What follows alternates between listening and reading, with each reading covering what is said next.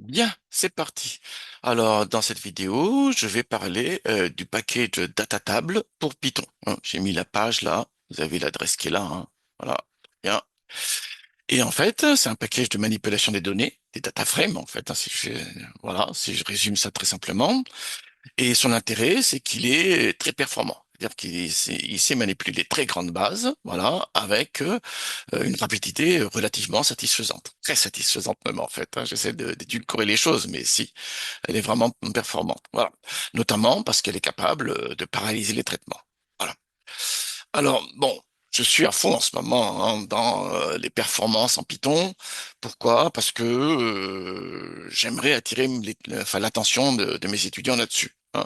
Ils font de nombreux projets, très bien. Généralement, il y a un cahier des charges. Ils font le job, très bien également. Très majoritairement des cas, ils font le job.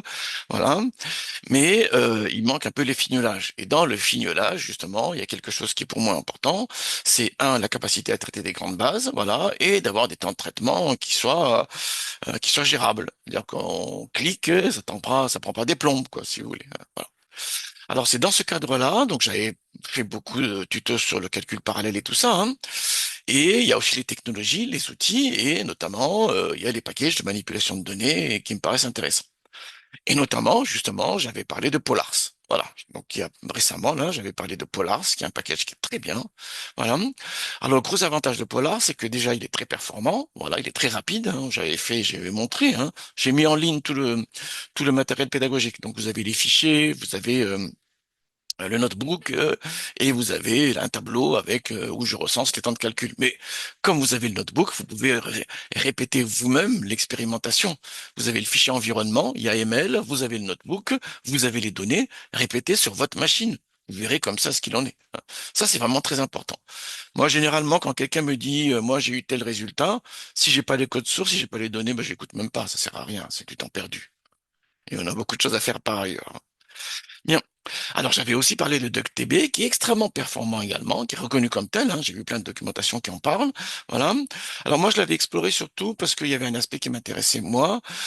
C'est la possibilité de réaliser des requêtes SQL sur des data frames Panda. Alors, je trouvais ça intéressant. Donc, c'est plus cet aspect-là avec des jointures, hein, des bases multitables, donc avec des jointures. Voilà. Donc, je m'étais concentré sur cet aspect-là ici, mais l'expérimentation sur des grandes bases, vous pouvez la faire sans aucun problème.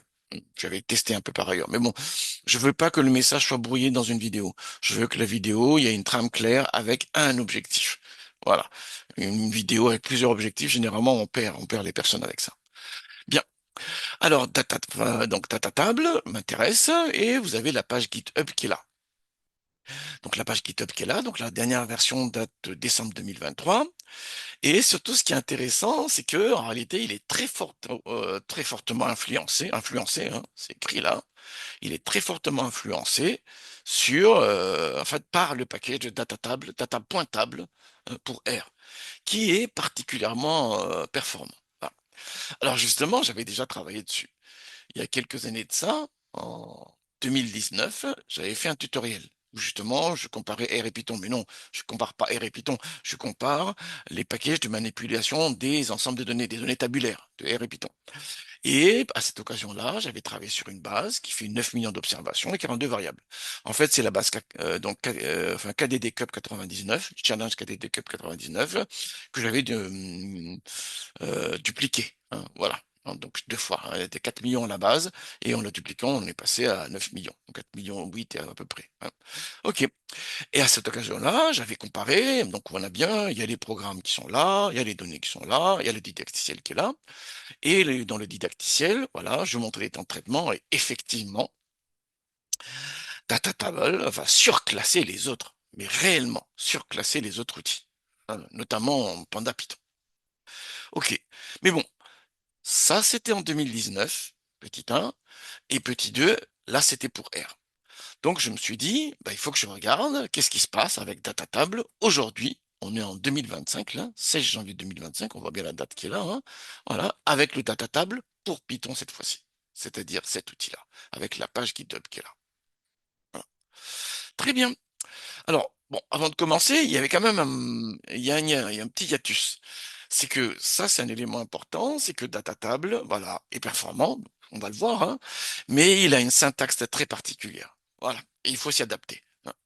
Voilà, il y a voilà, une certaine accoutumance, hein. Faut vraiment voir ce qui se passe. Et là, on le voit ici. Là, je calcule une moyenne sur une variable d'intérêt en croisant deux critères. Et bon, avec R, Tapply, ça le fait relativement facilement. On comprend ce qui se passe. Avec Depler, quand on comprend le mécanisme de Depler, on le voit relativement. Avec Panda également, avec un cross-tab, on le fait très bien.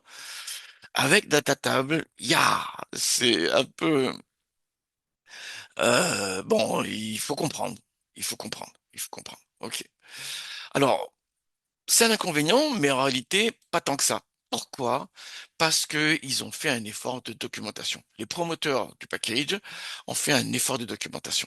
Et on le voit ici. Donc là, je suis sur le site de documentation, hein, le Getting Started est là, qui explique ce qui se passe. Voilà, très bien.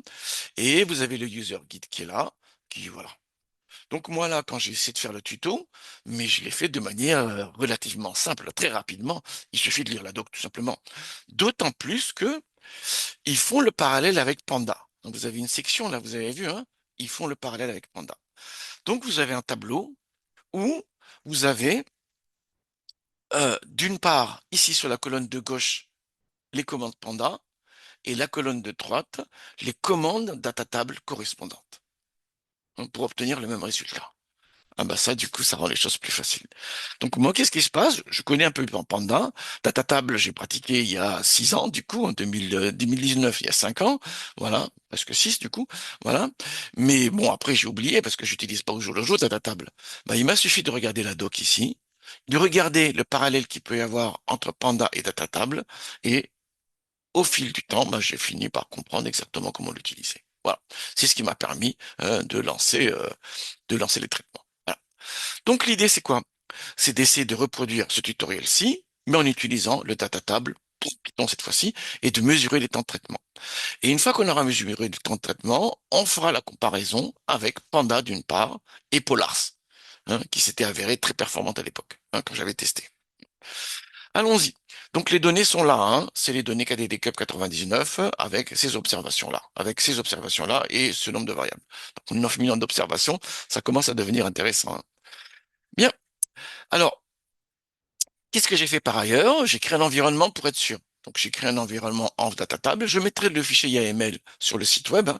Comme ça, vous pourrez le récupérer. Voilà. Et voilà. Donc, j'ai créé un environnement et dedans, du coup, bah, il y a les différents éléments, hein. Vous avez en ligne, hein. Ah, très important, hein. Donc, il y a data table qui est là. Il doit être par là, data table. Il est là. 1.1.0. Très bien. Très important en lisant sur PyPy, parce que je fais ça systématiquement, je regarde, bah, j'essaye, hein. Voilà, j'ai vu que la dernière version date de décembre 2023, et j'ai vu surtout que il gère jusqu'à Python 3.11. Donc 3.12, 3.13, je sais pas. Je sais pas. Donc j'ai pas pris, j'ai joué la sécurité. J'allais pas installer un environnement avec Python 3.12 sans savoir exactement si ça marche ou pas. Peut-être que ça marche, hein, mais peut-être qu'il y a des bugs aussi, je sais pas en réalité. Comme dans la doc en ligne, là, sur PyPy, sur PyPy, enfin là, ici, quoi. Voilà, très bien. Il vous dit Python 3.11, voilà, bah, j'ai créé un environnement avec Python 3.11, tout simplement. Alors, démarrons le notebook que j'ai préparé. Donc là, ce sera en deux temps. En fait, là, je vais faire pas à pas pour expliquer les commandes. OK. Ensuite, en réalité, je l'ai fait à part. C'est que j'ai tout éteint. Parce que là, en fait, il y a mon enregistreur de vidéo. Là, il y a Zoom. Là, j'utilise Zoom de manière très simplifiée, hein. Je suis pas spécialiste de vidéo et de montage vidéo, hein. Puis je suis pas sûr que ça m'intéresse réellement, en fait, hein. Voilà. Mais Zoom, du coup, en enregistrant la vidéo, là, il prend des ressources. Du coup, ça pénalise le temps de calcul, surtout quand il fait du multicœur, hein. Quand il fait du multithread, là, bah, du coup, ça le limite, en fait. Donc, c'est pour éviter ça que j'ai, une fois avant de faire la vidéo, en fait, voilà, j'avais tout fermé, tout éteint, voilà, toutes les différentes applications et tout ça, juste ce qu'il faut pour que Windows fonctionne. Et j'ai lancé le notebook en entier pour avoir les temps de traitement. Et j'avais fait la même chose quand j'avais testé Panda et Polars. Voilà, comme ça, on a les temps de traitement sont tout à fait comparables, ce qui est extrêmement important. Ok, donc le notebook est là, voilà, j'ai créé l'environnement ici avec, oui, avec Python 3.11.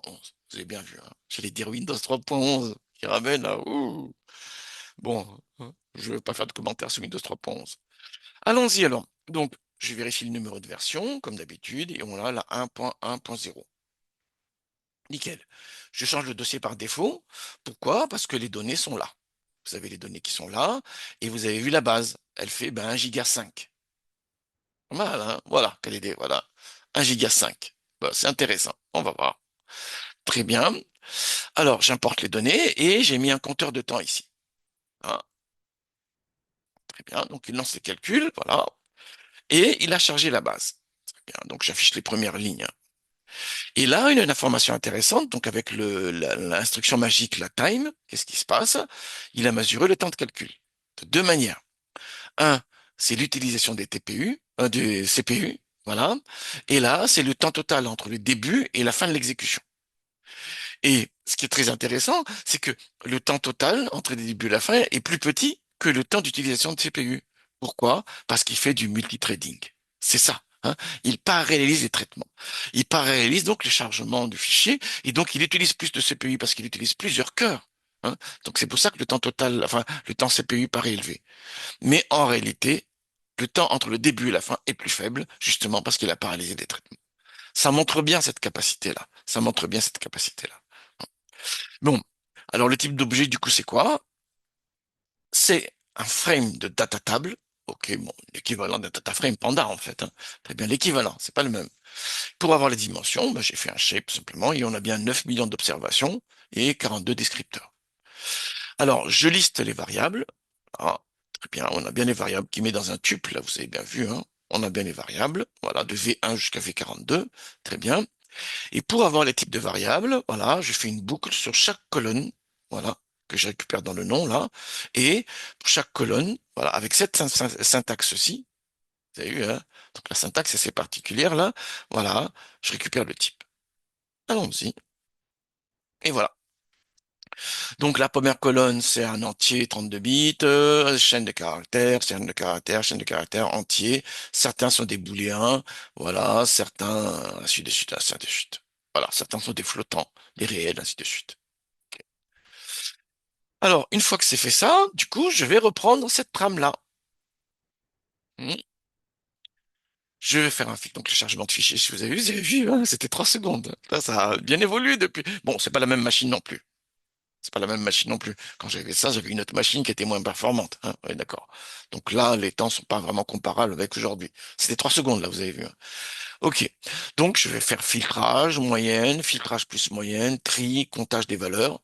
Faire des barres plots, par exemple, hein, les fréquences absolues ou relatives, hein. Voilà, des modalités, et deux moyennes conditionnelles, avec un critère et deux critères. Voilà. Voilà. Donc, je répète ça. Donc, pour le filtrage, en fait, pour accéder aux variables, on peut créer un alias. Ça, c'est très bizarre. C'est vraiment très bizarre, mais bon, c'est comme ça qu'il veut faire, hein.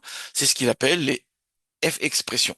Donc, dans la doc, je suis allé voir, tout simplement, hein. Voilà. Donc, c'est pas là. C'est les F expressions. Et l'idée, en fait, c'est que ça vous permet d'avoir un alias qui permet vous avez un alias qui permet de manipuler les colonnes. Voilà, principalement. Voilà. Ok. Très bien. Bah, il faut le savoir, tout simplement. Hein. Donc, j'ai créé l'outil qui permet d'avoir l'alias qui s'appelle F. Voilà. Et regardez du coup, si je veux avoir donc le nombre d'individus qui correspondent aux deux conditions suivantes, à la conjonction, hein, voilà, le et logique qui est là, c'est-à-dire que sur la variable 42, c'est normal, et sur la variable 2, c'est UDP, voilà, c'est un fichier lié à la sécurité informatique, hein, voilà, il faut mettre l'alias, F, l'outil d'alias, et point, le nom de la variable. Ok. Bon, une fois qu'on a compris, c'est simple. Mais à la base, quand j'ai lu en ligne les exemples, là, je commençais à me perdre. Je me dis, mais qu'est-ce que c'est que ce F là? Mon data frame, il s'appelle pas F. Mon frame s'appelle D. Vous avez vu, hein? Mon frame, il s'appelle D là. Non, ma variable frame s'appelle D. Très bien. Donc le F, il vient vous. D'où en réalité, c'est un outil qui permet de mettre un alias sur les variables. Ok, c'est ça. Ok. Donc c'est lance ici, et voilà, on a bien le même résultat. Hein. Regardez la vidéo de Polars. Voilà, on a bien ici le nombre d'observations. Très bien. Et là, vous avez le temps de calcul. Voilà. Total et enfin le temps de calcul CPU, l'utilisation du CPU, et le temps total entre le début et la fin. Et encore une fois, on voit bien que c'est du multithreading, voilà, parce que il est plus, enfin, le plus petit, le while time est plus petit que le CPU time. Alors, pour faire les moyens sur les variables numériques, je le fais en deux temps. Donc, je liste d'abord les variables numériques. C'est ce que je fais là, hein. Donc, je récupère le type. Je regarde si c'est un numérique. Voilà, avec DT, c'est l'alias du package, hein. Import data table as DT. Donc, DT, c'est l'alias du package. On est d'accord là-dessus. Donc, là, je regarde tout simplement. Pour chaque colonne, je regarde si le type de la colonne est égal au type chaîne de caractères. DT, c'est l'alias du package, de la librairie, type, voilà, et str32. Et si c'est le cas, je l'intègre ici. Donc cette fois-ci, maintenant, j'ai une liste avec les noms des variables, qui sont des variables chaîne de qui sont des variables pas chaîne de caractères. Hein, parce que là, c'est différent, là. Et d'accord. Et pour ces variables numériques, du coup, je calcule la moyenne. Très bien. Alors bon, je pourrais afficher, hein, voilà. Mais en fait, la première ligne, là, je vais la sommer pour avoir une somme de contrôle. Pour vérifier si on a les mêmes résultats que sur Polars, hein. Donc, j'ai exactement le même dispositif ici. J'ai utilisé le même dispositif. Là, ce qui est intéressant, c'est de regarder les deux vidéos en même temps. Vous mettez les deux vidéos en même temps, voilà, et vous voyez le parallèle entre les deux, hein, clairement. Donc voilà, je lance. Ah, et voilà le temps de calcul. Et encore une fois, on voit bien qu'on est en plein multitrading là. Bien, très bien, hein. Voilà. Donc il parallélise bien les traitements, hein. À chaque fois, vous avez remarqué que le walk time est inférieur au CPU time. Voilà, pour le calcul, hein, je récupère les colonnes numériques, je calcule les moyennes sur les colonnes numériques, et ces moyennes-là, je vais les sommer pour avoir une valeur de contrôle, hein. Voilà. C'est les mêmes que ce qu'on avait vu sous Polar, c'est pour Panda. Alors, la même chose, mais en faisant un filtrage. Donc, je le fais en deux temps, hein. Je récupère les colonnes numériques et pour les lignes qui correspondent, pour les enregistrements qui correspondent à V42 égale normal, en utilisant l'alias ici, voilà, je fais la moyenne, voilà, et cette fois-ci, je fais la somme, parce que j'avais fait la somme dans l'autre. Voilà. Et on a bien le même résultat. Et encore une fois, wall time, voilà. Alors, pour le tri, on va voir ce qui se passe. Voilà, donc je vais trier selon V6, la variable 6, voilà, de manière décroissante. Et là, la syntaxe est très particulière. Parce que D, c'est le data frame, c'est le frame, en fait, c'est un data table, voilà. Là, on est censé avoir les lignes, là, on est censé avoir les colonnes, et il y a un élément supplémentaire, ici, qui permet de spécifier que DT, c'est l'alias pour la data table, hein, pour le paquet de data table. Je vais sortir, je vais trier selon V6. La logique, il faut la trouver. La logique, il faut la comprendre. Oui, d'accord. Mais bon, voilà. Il suffit de lire la doc. C'est ce que je dis tout le temps aux étudiants. Très bien, donc j'affiche la première ligne, tout simplement, ici. Voilà. Alors, ce qui est intéressant, c'est que là également, bah, c'est très rapide. C'est nettement meilleur que Panda. Bon, Panda, voilà, est nettement meilleur que Polars. Vous avez vu, hein? Là, c'est assez hallucinant quand même. Ah, je ne sais pas quel est l'algo qui il faut lire la doc pour le comprendre ou voir le code source, mais quand même, quoi, quand même. Voilà. Alors, je fais un comptage des valeurs, hein, donc la fréquence absolue des modalités, tout simplement, hein. Donc voilà, là également, vous voyez bien la syntaxe, hein. Voilà, mais bon, voilà, hein. Donc je vais compter avec V42. Voilà. Et le résultat du comptage, dans le reste, voilà, je vais la trier de manière décroissante selon le comptage. Voilà. J'ai mis des commentaires pour qu'on comprenne ce qui se passe. Donc je lance ici, et voilà, on a bien les mêmes résultats que sous Polars. Donc là, il n'y a aucun doute là-dessus. Voilà, et on voit bien. Donc la modalité la plus fréquente, c'est Smurf. Donc c'est des types d'attaques, hein, j'imagine, hein. Neptune, ça, voilà, ainsi de suite. Alors, deux derniers éléments maintenant, les moyennes conditionnelles. Donc là, je veux la moyenne de la variable 34 conditionnellement avec 42. Et le résultat, je veux la trier selon ces moyennes-là. D'accord. Eh bien, et voilà, on les a bien ici. Bon, là aussi, la syntaxe est un peu spécifique, hein, mais comme on a vu au-dessus comment ça fonctionnait, voilà, donc on commence à comprendre, hein, que, voilà, donc ici, c'est les lignes concernées, là, c'est la variable d'intérêt, et là, c'est la variable qui permet de faire le filtrage, tout simplement, qui permet de définir les occurrences. Ok, très bien. Et ici, je voulais faire un pivot table, pour que ce soit comparable à Polar et Panda, et j'ai lu dans la doc, c'est écrit dans la doc, hein, ici, dans cette partie de la doc, là, c'est écrit que non, en fait, ils font pas de pivot table, parce que ça a fait plus tard, hein, c'est expliqué ici, euh, à la fin. Regardez la doc ici, regardez cette doc-ci, comparaison avec Panda, et quand j'ai cherché ici, ils parlent de pivot table, et ils disent non, c'est pas implémenté pour l'instant. Du coup, je me suis rabattu sur une autre solution, c'est que j'ai fait un groupe by avec deux critères. Voilà. Et la variable d'intérêt reste V34. Et je lance ces calculs ici. Et vous avez les résultats. Ok, donc ça je mettrai en ligne, hein, vous aurez accès. Donc moi j'ai fait des tests, voilà, donc j'avais tout éteint. Voilà, j'avais tout éteint. Voilà, j'ai redémarré ma machine pour que tout soit nickel. Voilà, j'ai vérifié qu'il n'y avait pas d'application parasite et j'ai lancé entièrement. J'ai essayé plusieurs fois. J'ai lancé entièrement le notebook et j'obtiens ces temps de calcul là. Et c'est assez épatant. C'est vraiment épatant. Regardez. Donc, j'ai mis les trois outils hein, qui ont été testés dans les mêmes conditions, exactement dans les mêmes conditions. Donc, on peut pas, voilà. De toute manière, je mets tout en ligne. Donc, vous pourrez vous-même vérifier si tout est nickel. Voilà. Et ben, en bleu, c'est le meilleur pour chaque tâche. En vert, c'est la deuxième. Et en blanc, bah, la dernière. Très bien. Bah, pour le chargement de fichiers, bah, je vois que DataTable est le meilleur, largement. Ensuite, pour les requêtes, pour les moyennes et pour les filtres plus moyennes, voilà, là, Polar, c'est meilleur. Dans mes conditions à moi, dans mes conditions à moi, hein. Encore une fois, hein, je mets tout en ligne, donc tout le monde peut reproduire. Donc vous, là, si vous faites des tests et que vous avez des résultats différents, je peux l'entendre, il n'y a aucun problème là-dessus. Mais mettez en ligne vos données, mettez en ligne vos programmes. Là, tout le monde peut tester. Sinon, si vous dites j'ai trouvé différent, mais que vous dites pas, mais qu'on n'a pas les éléments pour reproduire, ça sert à rien. C'est du temps perdu. Très bien. Donc là, on le voit, hein. On le voit que là, pour le coup, pour ces tâches-là, voilà, pour ces trois tâches-là, Polar, c'est meilleur. Voilà. En revanche, pour le tri, alors là, il y a vraiment pas photo. Vraiment pas photo. Hein. Le temps de tri de DataTable est vraiment meilleur par rapport à Panda et par rapport à Polars. Je sais pas pourquoi. Je sais pas pourquoi. Hein, mais bon, en tous les cas, c'est ce qu'on voit ici. Voilà. Sur 9 millions d'observations, hein. On est d'accord. Ensuite, les comptages des valeurs, voilà, les moyennes conditionnelles à un critère et les moyennes conditionnelles à deux critères, là, DataTable est de nouveau meilleur. Alors, pour le dernier ici, il faut être prudent. Pourquoi? Parce que là, avec ces deux outils-là, j'ai utilisé un pivot table et ici, j'ai utilisé un group by. Voilà, parce que pivot table n'est pas implémenté. Mais vous savez. Très bien. Mais bon, en conclusion, en tous les cas, hein, globalement, Data Table tient parfaitement la route par rapport à Polars. Hein, voilà. Alors, il y a des tâches où il se révèle moins bon et il y a des tâches où il se révèle meilleur. C'est ça ce qu'il faut voir ici. Hein. Très bien. Après, c'est à vous de choisir par rapport à ce que vous voulez utiliser. Voilà. Mais en tous les cas, donc, il y a bien ces outils-là qui permettent de créer des programmes réellement performants. Et ça, c'est l'élément qui est très, très important.